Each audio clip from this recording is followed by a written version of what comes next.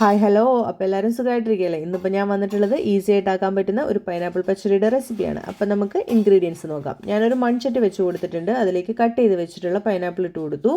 ഒരു 1/2 ടീസ്പൂൺ മുളക് പൊടിയും 1/2 ടീസ്പൂൺ മഞ്ഞൾപ്പൊടിയും ആവശ്യത്തിന് ഉപ്പും ഒരു പീസ് ശർക്കര പിന്നെ ആവശ്യമായിട്ടുള്ള വെള്ളവും ഒഴിച്ചു കൊടുത്ത് ഇതൊന്ന് മിക്സ് ചെയ്ത് നമുക്ക് നല്ലപോലെ അടച്ച് വെച്ച് വേവിക്കാം. അപ്പോൾ അത് വേവുന്ന സമയം കൊണ്ട് നമുക്ക് അതിലേക്ക് ഒരു അരപ്പ് സെറ്റ് ചെയ്യാനുണ്ട്. ഒരു ബ്ലെൻഡർ എടുത്തിട്ടുണ്ട്. ഞാൻ 2 പച്ചമുളക് ഇട്ട് കൊടുത്തു. അതിലേക്ക് ഒരു 1/2 കപ്പോളം തേങ്ങ ഇട്ട് കൊടുത്തിട്ടുണ്ട്. പിന്നെ ഒരു 1/2 ടീസ്പൂൺ കടുകും 1/2 ടീസ്പൂൺ ചെറിയ ജീരകവും പിന്നെ ഒരു അല്പം വെള്ളവും കൂടെ ഒഴിച്ചു കൊടുത്ത് ഇതൊരു പേസ്റ്റ് പരുവത്തിലാണ് നമുക്ക് ബ്ലെൻഡ് ചെയ്തെടുക്കേണ്ടത്. ഒരുപാട് വെള്ളം ഒഴിച്ചാൽ അത് ലൂസാക്കണ്ട. ഈ ഒരു പരുവത്തിൽ നമുക്ക് അരച്ചെടുക്കാം. അപ്പോൾ നമ്മുടെ പൈനാപ്പിൾ നല്ലപോലെ വെന്ത് വന്നിട്ടുണ്ട്.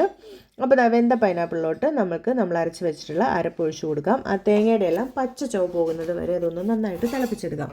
അപ്പോൾ തിളച്ച് വന്നിട്ടുണ്ട്. ഇനി ഇതൊന്ന് ചൂടാറിയതിന് ശേഷം ഇതിലേക്ക് നല്ല പുളിയുള്ള കട്ട തൈര് ഒഴിച്ചു കൊടുക്കാം. ചൂടാറിയതിന് ശേഷം മാത്രം ഒഴിക്കുക, അല്ലെങ്കിൽ പിരിഞ്ഞു പോകും.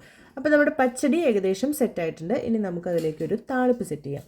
ഞാൻ പാൻ വെച്ച് കൊടുത്തിട്ടുണ്ട്. അതിലേക്ക് കുറച്ച് വെളിച്ചെണ്ണ ഒഴിച്ചു കൊടുത്തു. വെളിച്ചെണ്ണ ചൂടാറിയതിന് ശേഷം കുറച്ച് കടുക്, വറ്റൽമുളക്, കറിവേപ്പില എല്ലാം കൂടി ഇട്ട് ഒന്ന് മൂപ്പിച്ചതിന് ശേഷം നമുക്ക് നമ്മുടെ പച്ചടിയിലോട്ട് ഒഴിച്ചു കൊടുക്കാം. അപ്പം നല്ല ഈസി ആയിട്ട് ഉണ്ടാക്കാൻ പറ്റുന്ന ടേസ്റ്റി ആയിട്ടുള്ളൊരു പച്ചടിയാണ്. ട്രൈ ആക്കി നോക്കുക. അപ്പോൾ see you soon with next video. Have a nice day. By.